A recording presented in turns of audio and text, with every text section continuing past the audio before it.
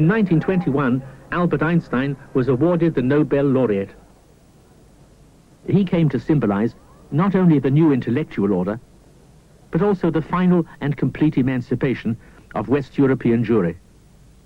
Like Freud, he became one of the Jewish patriarchs of the modern world. The numbers of Jews in scientific, artistic, and public life increased as formal barriers against them fell away. By the early 30s, there were 9.5 million Jews in Europe, mostly Yiddish-speaking. They were increasingly secular and increasingly urban, living in the cities of Poland, Lithuania, Romania, and Hungary, communities poor in worldly goods, but rich in vitality and diversity. In Hebrew and Polish, as well as in Yiddish, the Jewish press thrived. There was a vigorous debate about what being Jewish meant, from the traditionalists to the socialists to the Zionists. Zionism was taken up by a minority who felt increasingly the constraints of anti-Semitism all around them. But the central threat to traditional Jewish life in Europe developed in the West, in the state with the most modern, most assimilated Jewish community, Germany. Defeated in the World War, Germany was now embodied in a faltering democracy, the Weimar Republic. Inflation and then depression destroyed the value of her people's savings and wages. The breadlines lengthened as jobs vanished.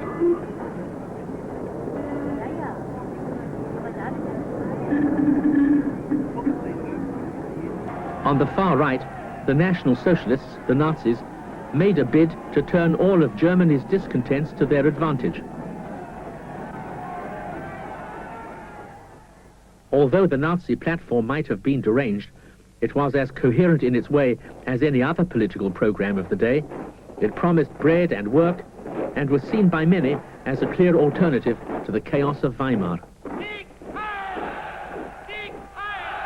The party became so popular that 1 out of every 3 Germans, without compulsion, was regularly voting Nazi.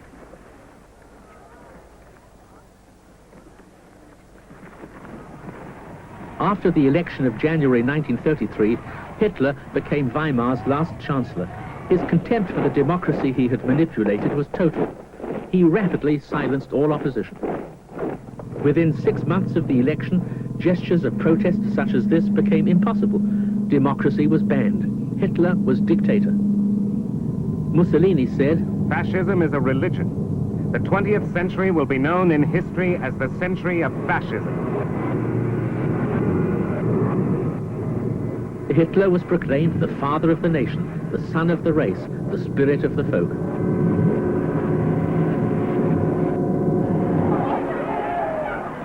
A fantasy of total conformity and subjugation fed the Nazis' dark dream.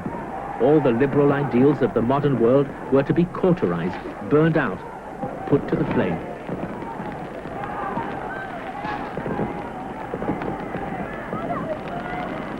Sigmund Freud, who had in 1924 received the Goethe Prize, not for his science, but for the purity and elegance of his German prose, wrote, "What progress we are making. In the Middle Ages, they would have burned me. Nowadays, they are content with burning my books." But Freud was wrong. The Nazis were not to be content with the burning of books. Das Zeitalter eines überspitzten jüdischen Intellektualismus ist nun zu Ende. The ideas in the books were to be destroyed, and all who persisted in believing in those ideas were to be destroyed as well. Sondern auch ein Mensch des Charakters sein. Dazu wollen wir euch erziehen.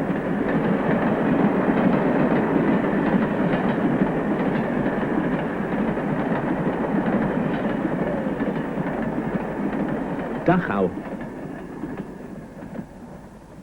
a quiet community a few miles from Munich, noted only for the ferocity of its local brown shirts. It was here that the Nazis set up their first concentration camp to test the limits of their new power. They rounded up communists and churchmen, liberals and social democrats, all who opposed them. German society and the German courts turned a blind eye. The Nazis, a small band of determined extremists, had successfully overturned the central balance of government. At first, most Jews, bystanders in Weimar's extremist politics, were not subjected to the concentration camp unless they were politically active against the regime. But this was not long to remain the case. On the street, the Nazis presented the Jew as the enemy who moved all other enemies. They used the radicalism of a few Jews and the wealth of a few more as sticks with which to beat the whole community. Nazi hatred had no rational basis. It was, in essence, an amalgam of racial hysteria and prejudice, a dangerous paranoia.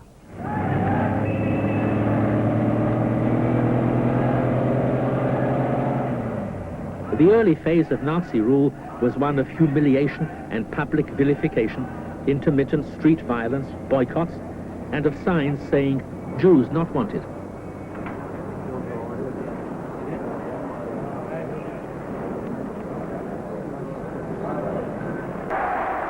Throughout the years when Hitler ruled in peace and Germany prospered, the Jewish community was devastated by law after law. Legislation denied the Jews all those rights which normally only the law can guarantee. The Nazis twisted every institution of government, regarded then and still seen today as vital to the protection of the citizen.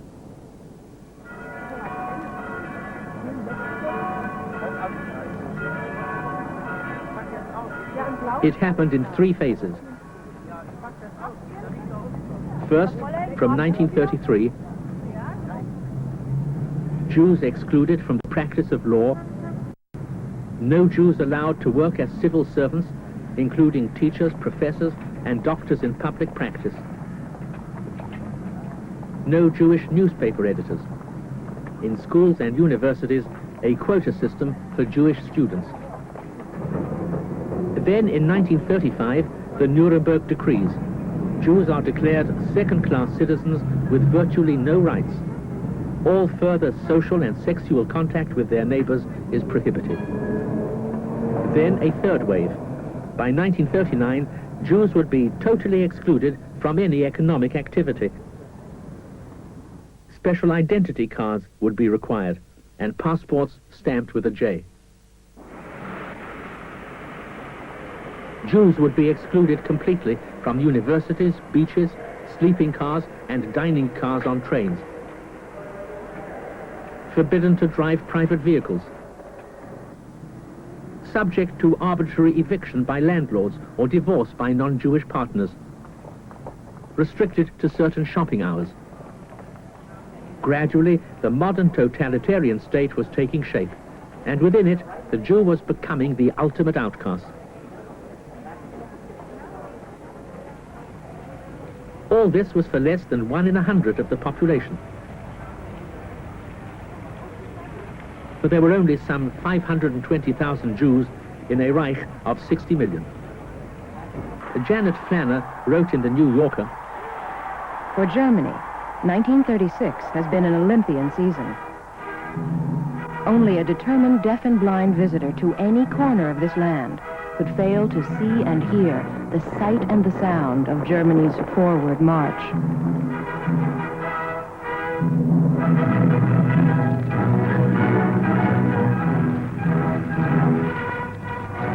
It was a forward march that within 5 years was to engulf the whole of Europe.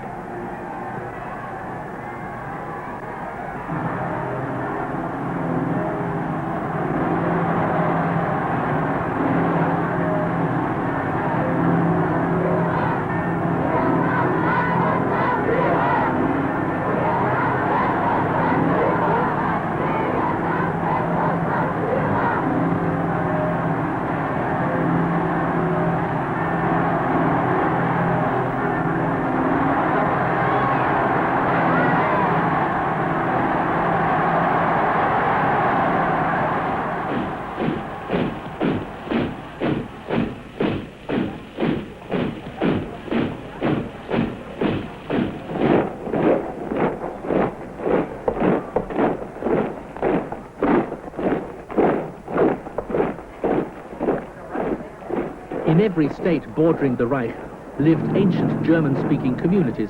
Each one now became a pretext for Nazi intervention. Austria was first. But as the Greater Reich grew to contain more Germans, it also expanded to absorb more Jews. They were dealt with swiftly.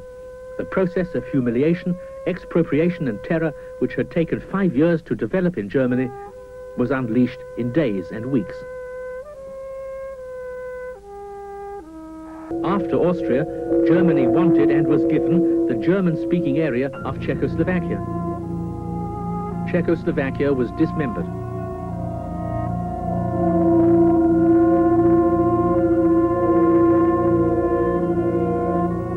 In such a world, it is not surprising that the Jews were being left to their fate. In the courts and on the street, the Jews were constantly threatened. On November the 9th, 1938, Goebbels turned out the brown shirts for an orgy of burning and looting. Kristallnacht, the night of breaking glass. Every synagogue in Germany was attacked by the Nazis. 91 Jews died. The truth was unambiguously clear after Kristallnacht. The Nazis had legally written the Jews out of society. Now they would physically expel them from the Reich.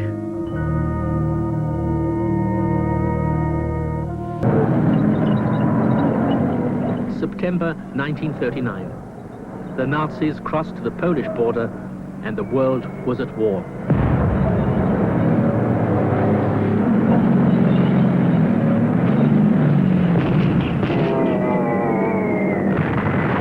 The word lightning, in German Blitz, acquired for all the peoples who lived between the North Sea and the Urals a frightful new meaning.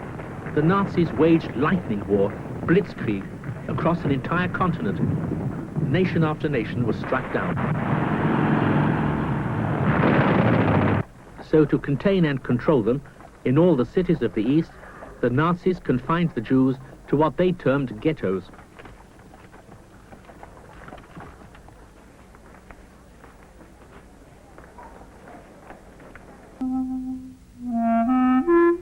Jews worked. The Jews believed, needed to believe, that if the work was required, then so was the worker.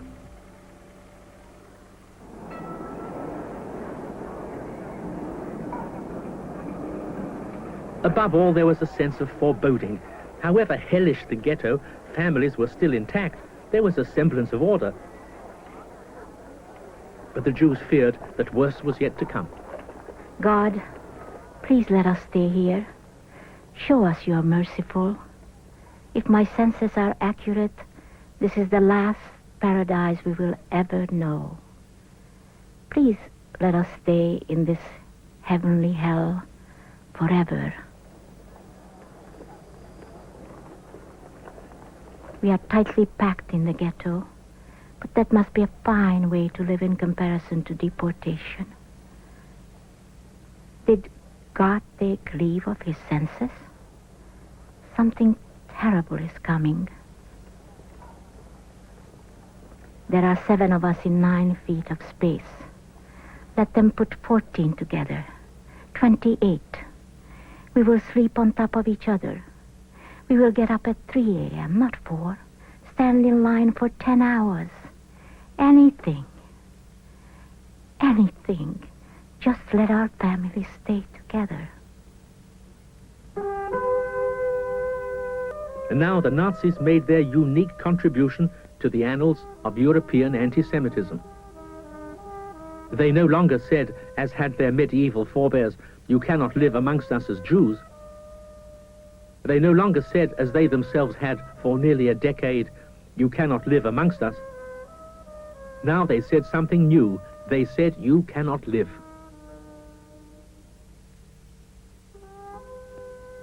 As the Germans swept into the heart of the Jewish communities of Western Russia in 1941, close behind the front lines came the mobile killing squads of the SS.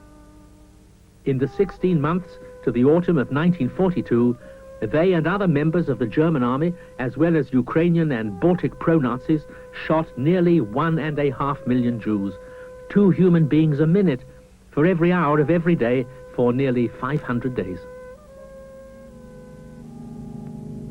But the problem, as the Nazis termed it, persisted. Early in 1942, here at a villa in Wannsee outside Berlin, the leaders of the German government met in order to refine the plan already underway in the East of systematically murdering every last Jew in its control. By spring, the logistics of death were in place. Bureaucratic processes, down to the last minute detail of costing, supplies, and scheduling, were put to the service of murder. We drag ourselves to the railroad station. The sun is mercilessly hot. People are fainting, babies screaming. We, the young and healthy teenagers, are totally spent. What must the old, the sick feel? Totally stripped of our dignity, leaving the town we were born in, grew up in. What happens after this long wait? Where are we off to?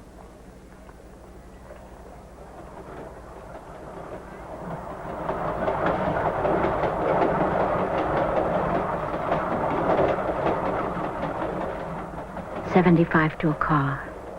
No toilets, no doctors, no medication. We squeeze my mother into a sitting position on the backpack. Her face has an otherworldly look. She knows she will not live, but she wants us to live, desperately. All these years I have carried with me her face of resignation and hope and love. Stay alive, my darlings, all 6 of you. We started the journey of ugliness on May 29th. We headed for Auschwitz. We arrived on May 31st.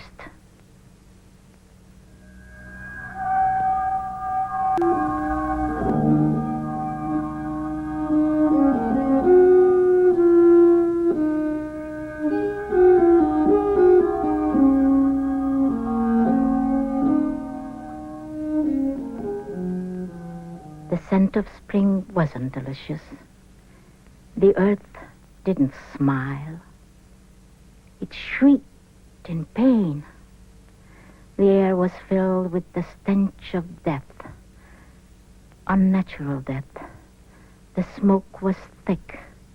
The sun couldn't crack through. The scent was the smell of burning flesh. The burning flesh was your mother.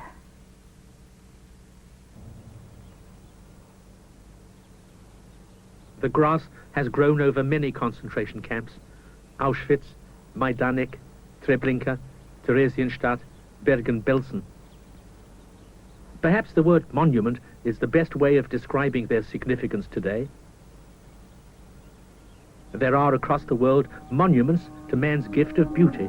There are monuments to man's creativity. There are monuments to man's wealth. Here, scattered over Europe, there are these monuments, monuments to human cruelty, suffering, anguish, and resistance.